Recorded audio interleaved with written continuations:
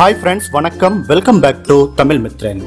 விவேகம் படத்துடைய எல்லா பாடல்களும் இன்னைக்கு மாலை 5 மணிக்கு வெளியாகும் அப்படின்னு படத்துடைய இயக்குனர் சிவா தெரிவிச்சிருக்காரு.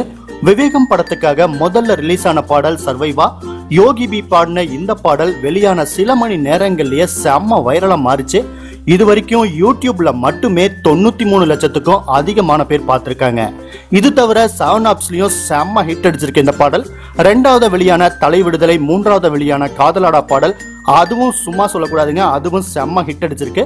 தற்போது படத்துடைய எல்லா பாடல்களும் இன்னைக்கு மாலை 5 மணிக்கு வெளியாகும் அப்படின்னு இயக்குனர் சிவா தன்னோட ட்விட்டர் பக்கத்துல பதிவிட்டிருக்காரு.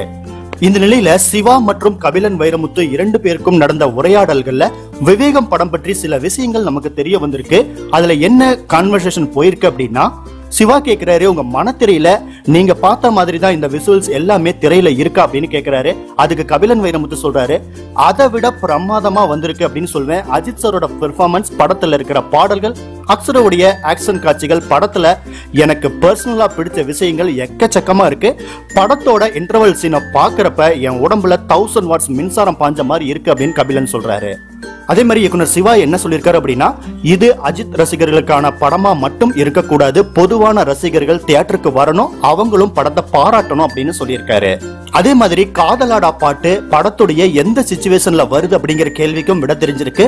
அஜித் காஜல் அகர்வாலும் கணவன் மனைவி, அவங்க வர்ற காட்சிகளுக்கான உருவாக்கப்பட்ட பாட்டு தான் இது. இது தவிர இந்த பாடல் இந்த படத்தோட ஆன்மா அப்படின்னு சொல்லலாம். பாடல்கள் மட்டும் கிடையாதுங்க, படத்துல வர எல்லா விஷயமுமே கமர்ஷியலா மட்டும் கடந்து போயிடாம உணர்வு பூர்வமா இருக்கணும்னு உழைச்சிருக்கோம். படத்துக்காக முதல்ல கம்போஸ் பண்ண பாட்டும் இதுதான் அப்படின்னு சொல்றாங்க. விவேகம் படம் பற்றிய மேலும் பல அப்டேட்ஸ் உங்களுக்காக காத்திருக்கு. அதே மாதிரி விவேகம் படத்துடைய ட்ரைலர் பற்றி இதுவரைக்கும் எந்த அதிகாரப்பூர்வமான செய்தியும் கிடையாது. அதை பற்றி கேள்வி கேட்டா கூட படக்குழு தரப்புல இருந்து மௌனம் தான் கிடைக்கிது நம்மளுக்கு பதிலா. இந்த செய்திகள் பற்றி உங்களுடைய கருத்துக்களை மறக்காம பகிர்ந்துக்குங்க. இந்த செய்தி பிடிச்சிருந்தா லைக் பண்ணுங்க, ஷேர் பண்ணுங்க. நம்ம தமிழ் மித்ரன் சேனலை மறக்காம சப்ஸ்கிரைப் பண்ணுங்க.